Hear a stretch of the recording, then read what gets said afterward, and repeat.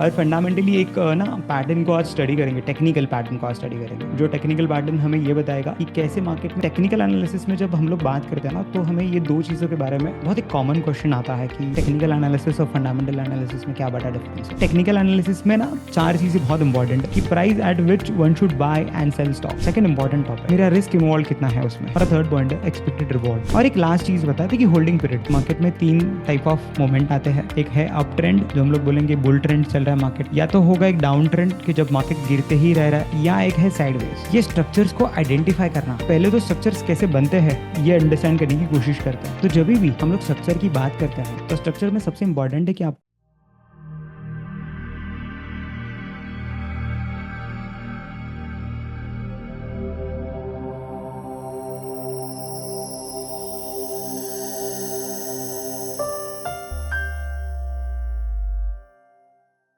Market में 2016 से ऐसा बोलो कि ज़्यादा एक्टिव हूँ।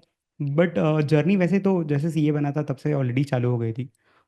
थ्रू म्यूचुअल फंड्स कुछ काम कर रहा था, थ्रू स्टॉक्स एनालिसिस, या ऐसा बोलो बीइंग सीए एक एडवांटेज था कि फ्रेंड्स बताते थे कि कौन से स्टॉक में इन्वेस्ट करना चाहिए, क्या नहीं करना चाहिए।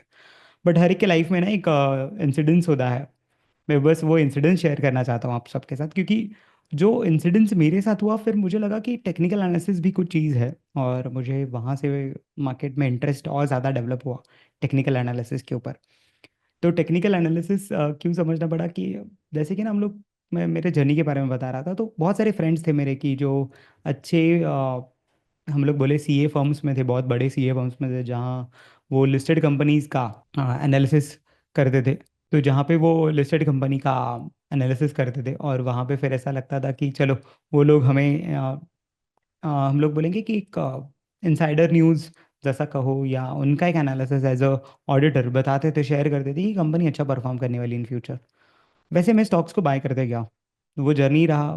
फंडामेंटली तो स्टॉक्स को एनालाइज कर पाते थे, बैलेंस शीट्स को रीड कर पाते थे, और वो ये समझता था कि हाँ बैलेंस शीट को हम लोग थोड़ा ठीक से समझते बीइंग अ सीए। पर बैलेंस शीट का एक डिसएडवांटेज मुझे तब ध्यान में आया। आज हम लोग ये सारी चीज़ों के ऊपर बात करने वाले हैं, और फंडामेंटली एक ना पैटर्न को आज स्टडी करेंगे, टेक्निकल पैटर्न को आज स्टडी करेंगे। जो टेक्निकल पैटर्न हमें ये बताएगा कि कैसे मार्केट में आप लोगों ने मार्केट को देखना चाहिए, मार्केट के स्ट्रक्चर को समझना चाहिए। तो आई वुड से कि टेक्निकल एनालिसिस में जब हम लोग बात करते हैं ना, तो हमें ये दो चीज़ों के बारे में बहुत एक कॉमन क्वेश्चन आता है कि टेक्निकल एनालिसिस और फंडामेंटल एनालिसिस में क्या बड़ा डिफरेंस है। क्योंकि मैं खुद एक फंडामेंटल एनालिस्ट था, लगता था कि मैं स्टॉक्स को अच्छी तरीके से एनालाइज कर रहा हूँ। पर उसका एक ना बहुत बड़ा डिसएडवांटेज था, और है एक्चुअली, मैं अभी भी बोलूँ कि मुझे कोई भी स्टॉक के बारे में 3 महीने के बाद पता चलता है कि वो स्टॉक में क्या हो रहा है। पर्टिकुलरली अगर बैलेंस शीट में कुछ अपडेट्स आने हैं, तो हम लोगों को जैसे पता है कि बैलेंस शीट के अपडेट्स एवरी 3 मंथ्स आते हैं। मुझे 3 मंथ्स के बाद पीएनएल स्टेटमेंट मिलेगा, फिर उसमें कुछ समझेगा, या फंडामेंटली कोई चीज़ होगी ना, तो मार्केट क्लोजिंग के बाद कोई प्रेजेंटेशन आएगा, कोई एनालिस्ट रिपोर्ट आएगा। ये काफ़ी सारी चीज़ों के बारे में ना मुझे प्रैक्टिकली बहुत डिफिकल्ट जाता है इनके साथ अपडेटेड रहना। तो उसी समय पे मुझे रियलाइज़ हुआ कि कुछ चीज़ें ऐसी भी है कि जो पहले बताती है। तो पहले बहुत बेसिक चीज़ पे आते कि मुझे टेक्निकल एनालिसिस क्यों पसंद आने लगा। तो जैसे ही हम लोग बात करते हैं अबाउट टेक्निकल एनालिसिस, और मैंने कहा कि मैं एक स्टॉक में अ, अटक गया था, फंस गया, फिर वो स्टॉक गिरने लगा, मैं काफ़ी लेवल से उसको बाय ही करते रहा। क्योंकि फंडामेंटली आपको फेयर वैल्यूएशंस लगती है कि अच्छी है, मार्केट में स्टॉक अच्छा करने वाला है, तो आप कोई सपोर्ट या कोई लेवल्स के ऊपर नहीं सोचते और आप बाय करते ही रहते हो। फिर रियलाइज़ होता है कि अरे टेक्निकल्स कुछ है, आपको फ्रेंड्स बताते हैं, आपको मार्केट के कुछ एक्सपर्ट्स आपके साथ एडवाइस शेयर करते हैं कि नहीं यार तूने टेक्निकल्स को भी थोड़ा फॉलो करना चाहिए। हमें लगता है कि बहुत एक बड़ा रॉकेट साइंस है या कोई बड़ी चीज़ है, शायद हम नहीं सीख पाए। पर जैसे ही हम लोग उसके साथ इन्वॉल्व होना शुरू करते तो इतना बड़ा डिफिकल्ट टास्क है नहीं। हम लोग डे टू डे हमारे लाइफ में टेक्निकल एनालिसिस को यूज़ करते हैं। तो जैसे ही हम लोग बात करते हैं ना कि ये जो एग्जांपल मैंने यहाँ पे लगाया कि बहुत बार ऐसा होता है कि हम लोग घूमने बाहर जाते हैं, और जब हम लोग घूमने जाते हैं तो हमें या हमारे साथ हाईवे पे भी होता है, या कोई फॉरेन कंट्रीज़ में अगर हम लोग जाते हैं, तो वहाँ पे शायद वो लैंग्वेज देख के हम लोग नहीं पता कर पाए, नहीं समझ पाए कि क्या है। मुझे खाना खाना है, भूख तो लगी है, पर मैं मैंने कहाँ पे जाके खाना खाना चाहिए, क्या चीज़ें हैं कि जो मैंने ऑब्जर्व करनी चाहिए, क्या देखना चाहिए। तो हम लोग जो एनालिसिस करते हैं ना, मैं बोलूँगा हम लोग उसी को टेक्निकल एनालिसिस बोलते हैं। जैसे हम लोग हाईवे पे जाते हैं, तो हम लोग कहाँ पे रुकेंगे, हम लोग वो जगह पे रुकते हैं जहाँ पे सबसे ज़्यादा भीड़ हो। तो हमें लगता है कि नहीं, जहाँ पे ज़्यादा कार्स लगी है, जहाँ पे ज़्यादा गर्दी है, शायद वहाँ पे फ्रेश मिल रहा हो, अच्छा मिल रहा हो। क्योंकि हम लोग मेंटालिटी देख रहे हैं, हमारे साथ जो अदर ट्रैवलर्स है वो हाईवे से गुजर रहे हैं, उन लोगों का सिमिलर वे होता है कि जब हम लोग कोई फॉरेन कंट्री में हैं, तो हम लोग देखते हैं कि कौन से होटल में ज़्यादा गर्दी है, वहाँ पे इंडियन है रेस्टोरेंट नहीं है, कौन सा टाइप ऑफ रेस्टोरेंट, जो भी क्यूजिन हमें ट्राई करना है, तो हम लोग वो ऑब्जर्व करते हैं। ये ऑब्जर्वेशन को हम लोग बोलते हैं टेक्निकल एनालिसिस। तो टेक्निकल एनालिसिस का डेफिनेशन भी यही कहता है कि जब आप स्टॉक मार्केट में भी आते हो, तो स्टॉक मार्केट में भी ऐसी चीज़ें होती है कि आप जो भी प्राइस में बिहेवियर चल रहा है प्राइस का, ये प्राइस का बिहेवियर चल रहा है, ये लोगों के एनालिसिस के ऊपर। हर एक को स्टॉक मार्केट के बारे में, वो पर्टिकुलर स्टॉक के बारे में, इंडेक्स के बारे में क्या लग रहा है, और फिर अकॉर्डिंगली स्टॉक बिहेव करता है, प्राइस बिहेव कर दिया। इसीलिए लोग बोलते हैं कि प्राइस में सब कुछ है, प्राइस को ऑलरेडी सब कुछ पता होता है।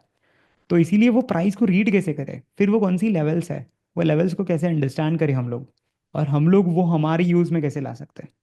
क्योंकि फंडामेंटली समझो, बाद में समझेगा कि नहीं यार, इनका बैलेंस शीट खराब हो गया, ये लोग प्रॉफिट नहीं बना पाए, पर शायद प्रैक्टिकली ये चीज़ पहले ही किसी को पता हो, उनकी कंपनी के अकाउंटेंट्स को पता होगी, उनकी कंपनी में जो सीए हो उनको पता होगी, फिर धीरे धीरे मैनेजमेंट के थ्रू, एम्प्लॉयज़ के थ्रू बाहर इन्फॉर्मेशन जाती ही है। जब तक पीएनएल बाहर आएगा तब तक तो शायद मार्केट को ऑलरेडी पता चल जाता है कि क्या सही है और क्या गलत है। तो हम लोग काफ़ी सारे स्टॉक्स के ऊपर डिबेट कर पाए कि ये इन्फॉर्मेशन पहले बाहर आई थी इसलिए स्टॉक फिर ऐसे ऐसे गिरने लगा। जो पैटर्न आज हम लोग स्टडी करने वाले हैं, जो स्ट्रक्चर के बारे में हम लोग आज बात करने वाले हैं, मैं ये बात बताऊंगा कि जब आप टेक्निकल एनालिसिस सीखते हो, तो स्ट्रक्चर सबसे इम्पॉर्टेंट है। कि स्ट्रक्चर में आप समझते हो कि ऐसा क्या है कि जो आपको पहले पता होगा, और स्ट्रक्चर आइडेंटिफाई करना ही ज़्यादा इंपॉर्टेंट है। तो जैसे टेक्निकल एनालिसिस में ना चार चीज़ें बहुत इंपॉर्टेंट है। कि price at which one should buy and sell stocks.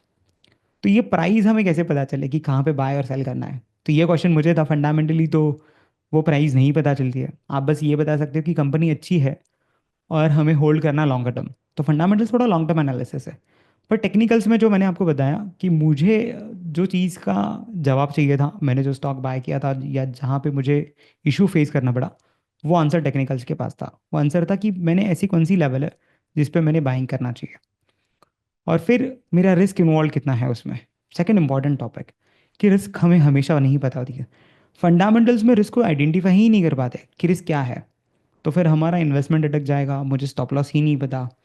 तो टेक्निकल का ये बहुत बड़ा एडवांटेज है कि आपको आपकी रिस्क ट्रेड लेने के पहले पता होती है कि इसमें कितना स्टॉप लॉस है, कहाँ पे मैंने, अगर मैं गलत हो गया या मेरा ये पैटर्न जो मैंने समझा है मार्केट का, ये अगर अलग हो जाता है, तो कहाँ पे मुझे समझेगा कि चलो ये चीज़ मुझे अवॉइड करनी है, और फिर मैं ये इतनी रिस्क लेके बाहर आ जाता हूँ, और अगली बार जब सही हो जाऊंगा, तो मुझे उसका जो हमारा थर्ड पॉइंट है वो मिलेगा, एक्सपेक्टेड रिवॉर्ड।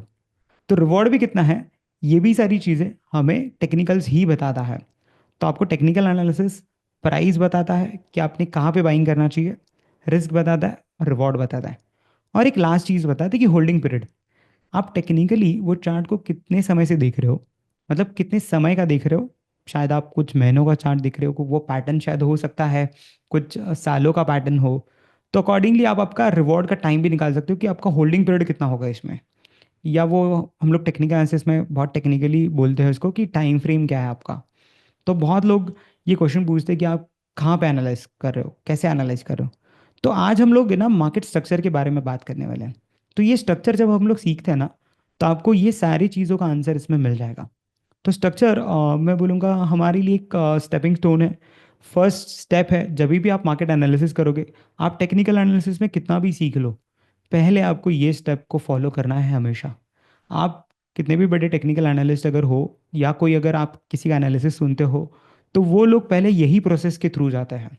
वो लोग पहले समझते हैं कि वो क्या स्ट्रक्चर में है स्टॉक, मार्केट का स्ट्रक्चर क्या है, और ये स्ट्रक्चर को आइडेंटिफाई कैसे करते हैं। ये सारी चीज़ें समझने के बाद ही आप समझ सकते हो कि आपको ट्रेंड का डायरेक्शन समझता है, और जो ट्रेंड का डायरेक्शन समझ पाया, वो ट्रेंड को राइड कर सकता है अकॉर्डिंगली। तो कहाँ तक राइड करना है, कैसे राइड करना है, तो उसका होल्डिंग पीरियड, हमें ये सारी चीज़ें उसमें से समझ में आती है। कि अगर आप टेक्निकली मार्केट को अगर देखते हो, या कोई भी स्टॉक के बारे में बात करते हो, तो ये स्टॉक कितने ट्रेंड में चलता है, क्या मार्केट के स्ट्रक्चर के डायरेक्शन हो सकते हैं, या हम लोग इसको ऐसे बोले कि जो भी मोमेंटम है मार्केट में वो क्या डायरेक्शन में होगा। तो सबको ये पता ही होगा कि मार्केट में तीन टाइप ऑफ मोमेंट आते हैं, तीन स्ट्रक्चर्स है। एक है अप ट्रेंड, जो हम लोग बोलेंगे बुल ट्रेंड चल रहा है मार्केट में, अप ट्रेंड है। या तो होगा एक डाउन ट्रेंड कि जब मार्केट गिरते ही रह रहा है, स्टेप बाय स्टेप नीचे आ रहा है। या एक है साइडवेज। ये स्ट्रक्चर्स को आइडेंटिफाई करना ही एक अच्छा टास्क है। आज हम लोग एग्जाम्पल के साथ देखते हैं, मैं आपको एग्जाम्पल्स भी दिखाऊंगा। पहले तो स्ट्रक्चर्स कैसे बनते हैं हम लोग ये अंडरस्टैंड करने की कोशिश करते हैं। तो जब भी हम लोग स्ट्रक्चर की बात करते हैं, तो स्ट्रक्चर में सबसे इंपॉर्टेंट है कि आपको हायर हाई, मार्केट में लोअर लो, ये स्ट्रक्चर चल रहा है। तो आपको हमेशा स्टार्ट करना है करंट मार्केट प्राइस से, फिलहाल की मार्केट की प्राइस क्या है। पर जैसे हम लोग बात करते हैं कि अगर मान के चलो प्राइजेस को ऊपर जाना है, तो क्या प्राइजेस लीनियर वे में एक सिंपल स्ट्रेट डायरेक्शन में ऊपर जाने वाला है, या प्राइजेस ऐसे ऐसे एक पैटर्न बनाते ऊपर जाएगा। क्या लगता है आप सब लोगों को, पैटर्न ये फर्स्ट टाइप में ऊपर जाएगा या ये सेकंड वे में ऊपर जाने वाला है। ये जो है टाइप, इस जैसे ऊपर जाने वाला है या ऐसे ही जाता है कोई स्टॉक ऊपर। सेकंड वे में, राइट। तो जब ये वे में मार्केट ऊपर जाता है, तो बहुत सारी बड़ी मिस्टेक ट्रेडर से क्या होती है पता है। ये जो है ना, यहाँ पे जहाँ पे दो बार मार्केट नीचे आया, वहाँ पे उनका एनालिसिस गलत हो जाता है। वहाँ पे उनको क्या लगता है कि मार्केट गिरने लगा, मार्केट शायद गिर जाएगा। पर मार्केट गिरा ही नहीं, शायद वहाँ से उसने एक यू टर्न मारा और ऊपर चला गया। मैं काफ़ी लोगों को इसको ऐसे सिंपल तरीके में एग्जांपल के थ्रू बताऊंगा कि मान के चलो एक बस है, और वो बस को ये एक डायरेक्शन से ये एक डायरेक्शन तक जाना है सीधा। बट जनरली वो बस ऐसे नहीं जाती है, आपको पता है वो बस जाएगी आगे, शायद पीछे आएगी, और पीछे जाने के बाद वापस ऊपर जाएगी। तो आपका काम क्या है, आपका काम ये है कि बस तो सीधा नहीं जाने वाला है, आपको पता है ये वे में जाने वाला है क्योंकि आप सबने ये वाला आंसर दिया। तो मैं तो क्या करूँगा, मुझे दिख रहा है कि बस ये साइड जा रही है और मुझे भी यही साइड जाना है। शायद ये डेस्टिनेशन ए है और मुझे डेस्टिनेशन बी तक जाना है। ये बीच में ही ये बस ने एक यूटर्न मारा था। जब ये बस पीछे आने लगा, तो मैं इसको जब पीछे आता है तो इसमें नहीं बैठ जाता हूँ ये सोच के कि मान के ये यहीं से ऊपर चला जाएगा या यहाँ से ऊपर जाएगा। मुझे नहीं पता ये कहाँ से यू टर्न मारने वाला है बस, क्योंकि मैं प्राइस को प्रेडिक्ट नहीं करना चाहता। मैं वो वाला ट्रेडर नहीं बनना चाहता हूँ जो सोचे कि प्राइस में क्या होने वाला है। मैं हमेशा मेरे सारे फ्रेंड्स को भी बोलता हूँ कि तुम लोग खुद मत मानो कि तुम बैठ जाओगे बस में और फिर वो बस यू टर्न मारेगी। ये तुमसे नहीं होने वाला। उसने डिसीजन लेना है, जो ड्राइवर है वो डिसाइड करेगा कि उसको कहाँ से यू टर्न लेना है। और मार्केट के ड्राइवर्स कौन है, बड़े प्लेयर्स, एफ आई आईज, हम लोग जो फॉरेन इंस्टीट्यूशनल इन्वेस्टर्स की बात करें, डी आई आईज, जो डोमेस्टिक इंस्टीट्यूशनल इन्वेस्टर्स है इनकी बात करें, ये लोग डिसाइड करने वाले डायरेक्शन। हम लोग तो प्राइस को मूव ही नहीं कर सकते, हमसे वो प्राइस मूव नहीं हो पाने वाला है। तो हम क्या कर सकते हैं, हम लोग को बस ये देखेंगे, अच्छा हाँ इसने यहाँ से यू टर्न मार लिया। आप तो ऑब्जर्व कर रहे थे, आपके पास चांस है आप यहाँ पे बैठ सकते हो, क्योंकि आपको पता है कि इसने यहाँ से इतना यू टर्न ले लिया है और मुझे यहाँ तक जाना है, शायद ये यहाँ से यहाँ तक जाए। आपको अभी भी शायद लग रहा है, आपके पास गारंटीड इसके पास सोर्स नहीं है, आप गारंटी से काम नहीं कर पाते। मार्केट एक प्रोबेबिलिटी का गेम है, आप बस एक प्रोबेबिलिटी के ऊपर इसके साथ प्ले अराउंड कर रहे हो। पर आपकी प्रोबेबिलिटी क्या है, आपको रिस्क पता है आपकी प्रोबेबिलिटी की। इसने यहाँ से यू टर्न मारा था, इसलिए आपको पता है कि मान के चलो ये ऊपर नहीं जाता और वापस नीचे चला जाता है, तो मैं उतर जाऊंगा बस से। तो मेरा तो इतना ही नुकसान होने वाला है। पर अगर मेरा फ़ायदा हुआ और ये बस जिसमें मैं बैठा हूँ उसने यू टर्न मार लिया और अभी वो पीछे नहीं आएगा, तो शायद वो ऊपर ही जाते रहे। हो सकता है वो पीछे वापस आए और वापस ऊपर चली जाए, पर जहाँ पे मैं एंटर हुआ हूँ वहाँ से वो पीछे नहीं आने वाला। इस सिंपल वे में आप समझ सकते हो कि ये जो पीछे आता है, इसको टेक्निकली मार्केट में कहा जाता है कि मार्केट पुल बैक स्टेज में है। जब मार्केट पीछे आता है तो आपको नहीं पता ये वापस ऊपर जाने वाला है। जब ये पिछला वाला जो हाई है, ये पिछला जहाँ तक उसने, हम लोग बोलेंगे स्टॉप था उसका ऊपर वाला, वो जब तक वो नहीं ब्रेक करता, ये लेवल जब ब्रेक होगी तभी आपको पता चलेगा कि इसने एक स्ट्रक्चर बुलिश बनाया। इसको क्या कहते हैं, ये एक हाई बना मार्केट में, फिर यहाँ पे एक लो बना, और वापस ये हाई के ऊपर वाला एक हाई बना है अभी, तो इसको बोलते हैं हायर हाई। तो जब मार्केट हायर हाई बनाता है, तब हम लोग बोलेंगे कि मार्केट एक अप ट्रेंड या ऊपर वाले ट्रेंड के डायरेक्शन में है। सिमिलर वे में वाइस वर्सा उल्टा होता है। जब मार्केट को नीचे जाना है तो वो कैसे नीचे जाएगा, स्टेप बाय स्टेप आएगा। तो वापस बस वाला ही एग्जांपल है कि मार्केट एक डायरेक्शन में आ रहा है, नीचे के डायरेक्शन में आ रहा है। आप लोगों को क्या करना है, जब ये वाली लेवल ब्रेक होगी तब ट्रेड लेना है। मैं तो बोलता हूँ यू टर्न पे एंट्री लो, पर ये थोड़ा एडवांस हो जाएगा। यहाँ पे कब एंट्री लेनी है, ये थोड़ा समझने के लिए एक और एक्स्ट्रा स्किल सेट की ज़रूरत है। बट अगर सिंपल सिंपल हम लोग एनालिसिस करें कि जब तक प्रीवियस लेवल नहीं जाता, मैं यहाँ से आगे वाला जर्नी नहीं लेने वाला हूँ। हो सकेगा ऐसा भी हो, ये पैटर्न बना, इसने यू टर्न मारा और ये वापस ऊपर चला गया। तो क्या इसने ये लेवल ब्रेक की? नहीं, नहीं ब्रेक की। तो मेरे लिए इसने ये वाला ट्रेंड को इनवैलिड कर दिया वापस। हो सकता है इसका ये जो प्रीवियस हाई था, इसने फिर इसको तोड़ दिया, तो फिर ये बुलिश स्ट्रक्चर में वापस चेंज हुआ। तो मार्केट कब तक बुलिश रहता है या कब तक बेरिश रहता है, इसको अगर समझना है तो हम लोग एक छोटी चीज़ को समझते हैं एग्जाम्पल के थ्रू। मान के चलो ये मार्केट ने हाई बनाया। अभी ये जब हाई बना है, जब तक ये हाई नहीं ब्रेक होगा, हम लोग नहीं बोलेंगे कि इसका बुलिश कंटिन्यूएशन चल रहा है, मतलब वही डायरेक्शन में चल रहा है। हो सकता है ये अभी ऐसे कुछ कर रहा हो और प्राइसेस ऐसे करके इसको ब्रेक कर रही है यहाँ पे। तो हम लोग यहाँ पे नहीं बोलेंगे कि यहाँ पे ये बुलिश हुआ, हम लोग बोलेंगे इसने यहाँ पे बुलिश टर्न लिया है। अभी जब ये पॉइंट को हम लोग बोलते हैं ए पॉइंट, मान के चलो कि पहला वाला हाई था, वो हाई अभी ब्रेक हुआ है, इसको बोलेंगे बी पॉइंट। ओके, जब ये ब्रेक हुआ है, तब जो लोवेस्ट पॉइंट था ए और बी के बीच में, सबसे लोवेस्ट पॉइंट कहाँ पे, यहाँ पे। अभी जब तक ये वाला लो नहीं टूटता, मतलब मार्केट अगर नीचे आने लगा और कुछ भी बेरिश पैटर्न बनाने लगा, लाइक बेरिश मूव है, तो मैं इसमें बेरिश ट्रेड नहीं लेने वाला हूँ। क्यों नहीं लूँगा? क्योंकि मेरे लिए ये इंपॉर्टेंट लो बना है। ये लो क्यों इंपॉर्टेंट है? क्योंकि इसने एक न्यू हाई बनाया। पिछला हाई मान के चलो ये 100 रुपये है प्राइस की, प्राइस नीचे आ रही है 90, 85, 95, 90, 85, ये मूव करा, पर ये इसने यहाँ पे जाके 105 का हाई बनाया।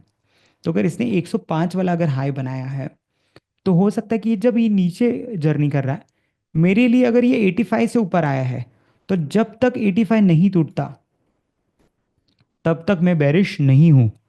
अगर ये यहाँ पे समझो ऐसे बेरिश हो गया, तो फिर मेरे लिए वापस ये ए पॉइंट हो जाएगा और अभी ये न्यू बी पॉइंट है।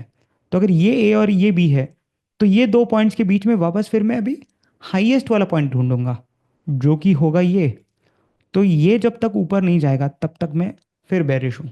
तो आपको जब भी ये हाईएस्ट को आइडेंटिफाई करना है, जैसे ये ब्रेक हो गया यहाँ पे, इसमें सबसे लोवेस्ट पॉइंट कौन सा है ये दोनों में, ये वाला आपके लिए रेफरेंस पॉइंट है।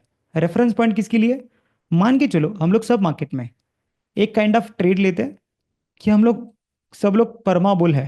परमा बुल मतलब क्या? किसी को शॉर्ट सेलिंग नहीं आता है। सबको पता है मार्केट में मुझे शेयर को बाय करना है। ये समझ के चलो, एक शेयर का नाम है रिलायंस। रिलायंस ने पिछला हाई तोड़ा, आपने यहाँ पे बाय कर लिया, ये आपका होता है स्टॉप लॉस। क्योंकि अगर इसके नीचे आने लगे तो ये बेरिश बन जाएगा। ये लेवल क्यों मेरे लिए इंपॉर्टेंट है? क्योंकि ये जो दो पॉइंट थे, हाई, पिछले हाई से लेके अभी वाला ब्रेकआउट, इन दोनों पॉइंट के बीच में जो लोवेस्ट पॉइंट था, वो मेरा रहता है स्टॉप लॉस। अगर ये मेरा एसएल है, तो मुझे इसके साथ ऊपर ऊपर जाना है। अगर इसने वापस हाई ब्रेक किया, तो मेरा एसएल यहाँ से शिफ्ट होकर यहाँ पे आ जाएगा। इसने यहाँ पे हाई ब्रेक किया, तो मेरा एसएल यहाँ से शिफ्ट होकर यहाँ पे आ जाएगा। तो मैं मार्केट के हर एक स्विंग लो, इनको टेक्निकली कहा जाता है स्विंग लो। लो क्यों कहते हैं? तो ये लो क्यों इंपॉर्टेंट है? क्यों? क्योंकि ये लो ने क्या अचीव किया है? एक नया हाई। ये लो ने क्या अचीव किया है? नया हाई। पर कोई तो लेवल होगी जहां पे वो नया हाई नहीं बनाएगा, पीछे आएगा, ऊपर जाने की कोशिश करेगा, पर अभी न्यू हाई नहीं बनाएगा, और ये प्रीवियस लो तोड़ देगा जो ये वाला था। अगर इसने ये तोड़ दिया, अभी मेरे लिए ये दो पॉइंट के बीच में जो हाईएस्ट पॉइंट है, वो मेरा एसएल है। एसएल किसके लिए है? ये मेरे शॉर्ट ट्रेड के लिए एसएल है, कि मैं यहाँ से नीचे वाला ट्रेड लेने वाला हूँ। ये बेसिक है मार्केट का एकदम। आपको स्ट्रक्चर्स को आइडेंटिफाई करना है, आपको स्टॉक्स पे देखना है, आपको आपके पोर्टफोलियो में जो स्टॉक है, या आपके को जो स्टॉक आपको कल बाय करना है, मंडे को बाय करना है, वो कौन सा स्ट्रक्चर फॉलो कर रहा है, उसमें कौन सा हाई है। मैं एक या दो स्टॉक अभी आज जो कोई स्ट्रक्चर में है, वो हम लोग रैंडमली ओपन करते हैं। एक या दो कुछ एग्जांपल मैंने ऑलरेडी रखे हैं आप लोगों को दिखाने के लिए, पर हम लोग बस पहले स्ट्रक्चर को समझना चाहते हैं। तो इंटरनली क्या हो सकता है, मतलब जैसे हम लोग बात कर रहे थे ना, तो मोइन मैं यही बता रहा हूँ कि क्या होता है ना, ये मैंने टाइम फ्रेम इसलिए नहीं बताया कि आप इसको किसी भी टाइम फ्रेम पे देख सकते हो। आप जितना अच्छा बड़ा टाइम फ्रेम देखोगे उसमें नॉइज उतनी कम रहेगी। नॉइज का मतलब क्या, ये जो नीचे ऊपर नीचे करते रहता है ना मार्केट, इसको हम लोग नॉइज बोलेंगे। बट अगर आप एक इंट्राडे ट्रेडर हो तो इसको 15 मिनट्स पे देखो। अगर आप एकदम एक शॉर्ट टर्म ट्रेडर हो, स्कैल्पर हो, तो 5 मिनट पे देखो। अगर आप इन्वेस्टर हो तो मिनिमम आपने वीकली टाइम फ्रेम पे देखना चाहिए कि एक वीक में ये स्टॉक क्या कर रहा है। तो हम लोग और एक चीज़ पे बात करते हैं, जैसे अभी मान के चलो ये वाला स्ट्रक्चर है, इसने इसको ब्रेक कर दिया नीचे की तरफ, सेलिंग हो रही है यहाँ से। अभी मेरे लिए इंपॉर्टेंट क्या है, ये वाला हाई।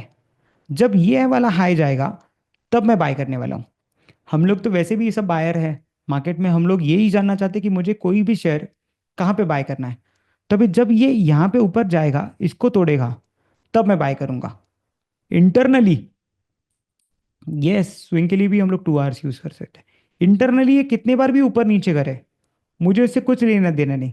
पर जब ये वाला लेवल टूटेगा ना, तो ही मैं बाय करने वाला हूँ। तो मैं एक्सपेक्ट कर रहा था ये यहीं से ऊपर चले जाए, पर ऐसा शायद ना हो मार्केट में। मार्केट एक बार जॉल्ट देता है, ये यहाँ पे नीचे आया। नीचे आने के बाद क्या किया उसने, यहाँ पे स्ट्रक्चर ब्रेक किया।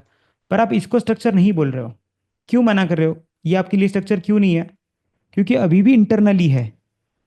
इसको इंपॉर्टेंस कब मिलेगा ये हाई को, अगर ये मान के चलो ये प्राइस नीचे जाती, यहाँ पे ब्रेक होती, तो मैं इसको इंपॉर्टेंस देता। अभी भी इसको इंपॉर्टेंस क्यों नहीं है? क्योंकि पिछला मेरे लिए जो हाई था ना, वो जहां से लो बना था, वो इंपॉर्टेंट है। हाँ, जब जब नया नया लो बनेगा, मैं प्रीवियस हाई को इंपॉर्टेंस देते जाऊंगा। जैसे कि फॉर एग्जांपल गिर रहा है मार्केट, अभी इसको इंपॉर्टेंस है। पर मान के चलो बाउंस आता है, गिरता है और एक बार, अभी इसको इंपॉर्टेंस है, फिर इसको मैं कैंसिल कर दूंगा। और एक बार ऊपर आता है, गिरता है, फिर मैं अभी इसको इंपॉर्टेंस देने वाला हूँ, इसको छोड़ दूंगा। क्यों? क्योंकि नया लो बन रहा है। सिमिलर जैसे जैसे हाई बनेगा, तो अभी मेरे लिए ये इंपॉर्टेंट है। इसके पहले क्या हुआ वो मैं छोड़ दूंगा। जब ये पीछे आएगा वापस ब्रेक करेगा, तो यहाँ पे वापस इसको इंपॉर्टेंस है क्योंकि इसने न्यू हाई ब्रेक किया है। तो जब भी मार्केट एक न्यू हाई बनाएगा, मेरे लिए लो इंपॉर्टेंट है कि अभी मुझे इंपॉर्टेंस किसको देना है। तो आपको जब ब्रेकआउट आता है, तो बस इतना ही देखना कि ये जो ब्रेकआउट आया, ये दोनों पॉइंट के बीच में लोवेस्ट पॉइंट कौन सा था, वो मेरा होगा स्टॉप लॉस, और मैं इसको राइड करूंगा अप ट्रेंड के लिए। आप ऑब्वियसली यहाँ पे भी बाय कर सकते हो, पर उसके लिए थोड़े और मैं बोलूँगा एडवांस चीज़ों का नॉलेज होने की ज़रूरत है। आपको पता होना चाहिए कि स्ट्रक्चर यहाँ पे कब बुलिश हुआ, या यहाँ पे कोई इंडिकेटर अगर आप यूज़ कर सकते हो तो वो इंडिकेटर थ्रू भी आपको पता चल सकता है कि ये कैसे अप ट्रेंड में आया। बट ये सारी चीज़ें आ, थोड़ा मैं कहूँगा पहले आप बेसिक स्ट्रक्चर्स पे ध्यान दीजिए। बेसिक स्ट्रक्चर जब आपको पता चलने लगे कि ये डाउन ट्रेंड है और ये वाला अप ट्रेंड है, और हो सकता है कि मार्केट एक रेंज में ही बना रहे, कभी एक न्यू हाई न्यू लो नहीं बना रहा है, तो हमारे लिए ये वाला साइडवेज है। तो ये तो 3 स्ट्रक्चर बन गए हमारे लिए। हमें बस स्ट्रक्चर को आइडेंटिफाई करना है और बस उसी डायरेक्शन में हमेशा ट्रेड लेते रहना है। तो जब भी स्ट्रक्चर ऐसा बदलेगा, तब हम लोग ट्रेड लेंगे, वो डायरेक्शन में हम लोग उसका ट्रेड लेने वाले हैं। यही चीज़ों के हम लोग ऊपर ऑब्जर्वेशन रखेंगे, मार्केट में यही एनालिसिस रखेंगे। आपको बस वीकली थोड़ा टाइम देना है। आपको वो टाइम देना है आपके स्टॉक्स देखने, क्या स्ट्रक्चर पे चल रहे, कौन सा स्टॉप लॉस आपको रखना है, और कितने समय तक उसको राइड करते रहना है। क्योंकि आपका जब तक स्टॉप लॉस नहीं हिट होता, आप उसको राइड करते रहो। मार्केट में सबसे इंपॉर्टेंट है कि जब आपको अच्छा ट्रेड मिलता है, तो आपको उसको होल्ड करना है, क्योंकि वो जाते ही रहेगा शायद ऊपर। कितना ऊपर जाएगा मुझे भी नहीं पता, किसी को नहीं पता। हो सकता है किसी के पास ऐसा स्टॉक हो जो कम वैल्यू पे था, फिर वो डिक्सॉन जैसा बन जाए, शायद 15,000 18,000 पे पहुंच जाए। तो आपको बस इतना ही पता है, मार्केट से आपको स्टॉप लॉस निकाल के आना चाहिए। आपको पता होना चाहिए कि मैंने कहाँ पे उतर जाना है वापस, कि ये बस अगर पीछे आ गई तो मेरे लिए उतरने वाला स्टॉप कहाँ पे है वो मुझे मुझे पता हो। आगे ये कहाँ तक जाएगी, तो मुझे वही डायरेक्शन में इंटरेस्ट है जाने के लिए, और जितना वो लेके जाएगी, क्योंकि मुझे आगे डेस्टिनेशन ही नहीं है, मुझे बस उसके साथ आगे जाते रहना है। चलो, ये एक रैंडम स्टॉक ओपन किया है, कौन से स्ट्रक्चर में है? बुलिश। बाकी किसको लग रहा है ये बेरिश है? Higher high right, bullish structure. समझ रहे इजीली। ये देखो, इसने ये हाई ब्रेक किया, जब ये दो पॉइंट के बीच में हाई ब्रेक किया, लोवेस्ट पॉइंट कहाँ पे है? ये लोवेस्ट पॉइंट है, ये आपका है एसएल। अभी ये ऊपर गया, अभी आपको पता नहीं ये कब इसका हाई तोड़ेगा, पीछे आने लगा, पर इसने वापस इसका हाई ब्रेक कर लिया। ये पॉइंट और ये पॉइंट के बीच में लोवेस्ट पॉइंट क्या है? ये। अभी ये छोटा ही पुल बैक लिया है, मैं शायद इसको ट्रेड ना करूं, पर तो भी आप अगर यहाँ पे ऐसे ले लोगे तो भी चलेगा। बहुत हम लोग बोलेंगे कि मेथोडिकल है, आपको क्या लगता है आपको कहाँ पे ऐसे कितने फास्ट ट्रेल करना है? मैं शायद इतने छोटे छोटे मूव्स पे ऐसे ना ट्रेल करूं, पर यहाँ से नीचे आके फिर हाई ब्रेक करेगा, तब मैं यहाँ से शिफ्ट होके यहाँ पे चले जाऊंगा। ठीक है, ये तो हम लोग एचसीएल टेक्नोलॉजीज देख रहे थे। चलो इन्फोसिस एक में रैंडम और एक स्टॉक बताता हूँ। क्या लग रहा है ये स्टॉक? हाई ब्रेक किया, पिछला रेंज, फिलहाल रेंज में है, राइट। जब ये वाला ब्रेक कर देगा तो आपके लिए इन दोनों के बीच में जो लोवेस्ट पॉइंट है वो एसएल बनेगा आपके लिए, तो ये वाला है, right. Exactly, about to make a new high. तो जब ये न्यू हाई बनाएगा, आपको पता है कि पिछली बार ये 1814 पे था हाई, यहाँ पे 19 कुछ 50 पे था। जब ये न्यू हाई बना देगा तो आप ये दो पॉइंट्स के बीच में ये आपका एसएल होगा। फिर वो पुल बैक लेके न्यू हाई बनेगा, तब आप आपका एसएल ट्रिल कर लोगे कहीं और। चलो रैंडमली और कुछ ओपन करता हूँ। क्या ट्रेंड है? अगर मैंने कुछ और नहीं लगाया, बस इतना लगाया, तो क्या यहाँ पे हम लोग बोल सकते हैं ये बेरिश हो गया? यहाँ पे इसने हाई ब्रेक किया, ये आपका एसएल था, क्योंकि न्यू हाई पे जा रहा था। न्यू हाई पे जाके उसने क्या किया? डाउन ट्रेंड में आ गया। अगर डाउन ट्रेंड बेरिश में आ गया है, अभी आपको क्या है, ये जब ऊपर जाएगा आपको बाय इसके ऊपर ही करना है, क्योंकि तब तक स्ट्रक्चर बदलेगा नहीं बेरिश से बुलिश। ये शायद ऐसा ऐसा ऐसा नीचे आए, मुझे नहीं पता नीचे आने वाला है। नीचे आने के लिए मुझे इसको ऊपर जाने देना है। अभी तो मेरे लिए बेरिश हो चुका है, पर मैं बेरिश के बाद, जैसे मैंने आपको बोला, पहले मैं बस को इधर जाने दूंगा, फिर बस जब नीचे जाएगी तब मैं यहाँ पे एंटर होऊंगा। मुझे क्योंकि एक नया एसएल मिलेगा, अभी मैं यहाँ पे एंटर करके इतना दूर एसएल नहीं रखना चाहता हूँ, मैं छोटा एसएल रखना चाहता हूँ। तो इसीलिए मैं इसको स्ट्रक्चर नीचे कंटिन्यू करने दूंगा। Yes, thank you, Karan sir, for wonderful guidance. So this is a different question, but again, I quickly Karan sir आप गाइड कीजिए एनएससी सर्टिफिकेशन का क्या प्रोसेस है? एनईसी सर्टिफिकेशन है ना, डिफरेंट डिफरेंट है, मतलब रिसर्च एनालिस्ट के लिए अलग है, एमएफ डिस्ट्रीब्यूटर्स के लिए अलग है, और ये सारे एग्ज़ाम्स का एक पर्पज़ है कि कौन सा इनको लाइसेंस लेना है या क्या काम करना है। तो एनईसी के अलग अलग एग्ज़ाम्स है, पर उसके पर्पजेस अलग है। मतलब अगर किसी को रिसर्च एनालिस्ट बनना है तो उनको मॉड्यूल 15 देना होगा, किसी को अगर इन्वेस्टमेंट एडवाइज़र बनना है तो मॉड्यूल 10 देना होगा। तो ये सारे एग्ज़ाम्स ज़रूरी है to take some kind of license. जैसे एआरएन कोड लेना है अगर म्यूचुअल फंड में, तो उसके लिए एक अलग एग्ज़ाम है। किसी को अगर बोल्ट में काम करना है, कोई ब्रोकर के पास काम करना है, तो वो लोगों को एनएससी डेरिवेटिव्स का मॉड्यूल 8 शायद क्लियर करना होगा, एनएसएम का। अगला है कि सर इंट्राडे के लिए कितने दिन का एनालिसिस देखना चाहिए? इंट्राडे के लिए मैं बताऊंगा कि आप एटलीस्ट डेली टाइम फ्रेम को पहले देखो, स्ट्रक्चर डेली टाइम फ्रेम पे आइडेंटिफाई करो कि मार्केट किस डायरेक्शन में है। अगर वो बेरिश है तो फिर आप उसको छोटे टाइम फ्रेम में, मतलब इंट्राडे टाइम फ्रेम में बस बेरिश वाले ही ट्रेड लो। तो उससे आपकी दो चीज़ें होगी, एक तो नंबर ऑफ ट्रेड्स कम हो जाएंगे, और आप जो मेन डायरेक्शन है, पैरेंट डायरेक्शन है, उसी डायरेक्शन में ट्रेड लोगे तो शायद उसकी प्रोबेबिलिटीज़ बढ़ जाएगी ट्रेड सक्सेसफुल होने की। अगला है कि sir is there particular site कि जहाँ पे हम चार्ट देख सकते हैं? गूगल पे तो बहुत सारे अवेलेबल है, बट कोई तो पर्टिकुलर वेबसाइट?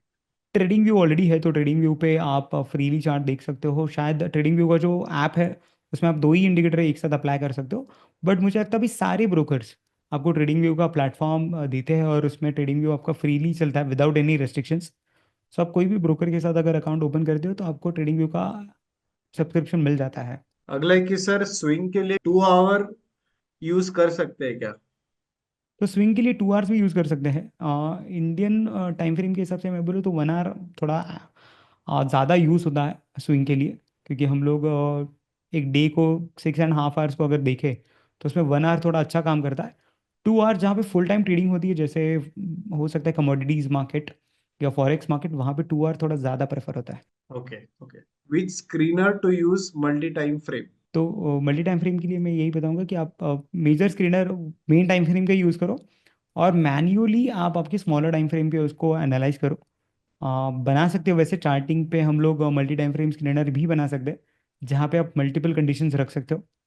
आप यूट्यूब पे कोई भी एक वीडियो देख सकते हो कि चार्टिंग पे मल्टी टाइम फ्रेम स्क्रीनर कैसे बनाना है, या अगर आप चार्टिंग वेबसाइट पे जाते हो तो आप वहाँ पे भी सर्च कर सकते हो कि ऐसे स्क्रीनर्स मल्टी टाइम फ्रेम के अवेलेबल है या नहीं। और जो भी आप इंडिकेटर चाहते हो वो बस वहाँ पे सर्च करो, आपको बहुत सारे स्क्रीनर्स मिल जाएंगे। सर फ्यूचर एंड ऑप्शंस के बारे में थोड़ा बता। फ्यूचर्स एंड ऑप्शंस, बहुत सारा न्यू रिजिम में चेंजेस आए हैं, डेली एक्सपायरीज थी। बहुत लोगों को इंटरेस्ट रहता है फ्यूचर्स एंड ऑप्शंस में। बट मैं सजेस्ट करूँगा स्टॉक ऑप्शंस थोड़ा ज़्यादा बेटर परफॉर्म करने वाले इन फ्यूचर। आपको फ्यूचर्स एंड ऑप्शन से क्या होता है, थोड़ा लिवरेज मिलता है, प्रॉफिट पोटेंशियल्स बढ़ जाते हैं, बट उसके साथ साथ ही लॉस की एपेटाइट भी बढ़ानी पड़ती है। तो इसीलिए एक बेटर, पहले मैं बताऊंगा एक स्विंग ट्रेडर बन जाओ और फिर आप फ्यूचर्स एंड ऑप्शंस पे शिफ्ट हो। क्योंकि जैसे ही आप फ्यूचर्स एंड ऑप्शंस में आते हो तो आप थोड़ा ज़्यादा एक्सपोज हो जाते हो रिस्क के लिए। ज़्यादा रिस्क लेते हैं तो प्रॉफिटेबिलिटी ऑब्वियसली ज़्यादा रहेगी, बट उसमें लॉस परसेंटेज ट्रेडर्स का बहुत ज़्यादा है। मतलब सेबी का रिपोर्ट कहता है कि 93% लोगों ने लॉस किया है। ये सारा फ्यूचर्स एंड ऑप्शन की वजह से है। बट वो 7% में जाना मुश्किल नहीं है, मैं ये बोलूँगा। तो टू बी इन टॉप 7%, आपको बस डिसिप्लिन और रिस्क मैनेजमेंट को ध्यान में रख के आपके जो भी स्ट्रैटेजीज है उसको फॉलो करना है, बस आप वहाँ पे जा सकते हो। उसी पे अगला क्वेश्चन है कि सर रिसर्च एनालिस्ट एनालिस्ट बनने का क्या प्रोसेस है या कितना डिफिकल्ट है। मैं कहूँगा बहुत ज़्यादा डिफिकल्ट नहीं है, एनआईएसएम का एग्ज़ाम क्लियर करना है बस आपको। सेबी के कुछ रेस्ट्रिक्शंस है, जैसे आपको 5 इयर्स प्लस एक्सपीरियंस होना चाहिए, पोस्ट ग्रेजुएशन डिग्रीज होनी चाहिए। तो मैं थोड़ा सी ये था तो इसका एक बेनिफिट हुआ मुझे रजिस्ट्रेशन लेने के लिए। But I would say compliance ज़्यादा टफ है। एक आरए बनना इजी है, बट आरए बनने के बाद कंप्लायंस को फॉलो करना एक थोड़ा टफ प्रोसेस है। बट अगर आप कंप्लायंस को हैंडल कर सकते हो और तो फिर ये सब बहुत डिफिकल्ट नहीं है field. Thank you so much everyone for joining us.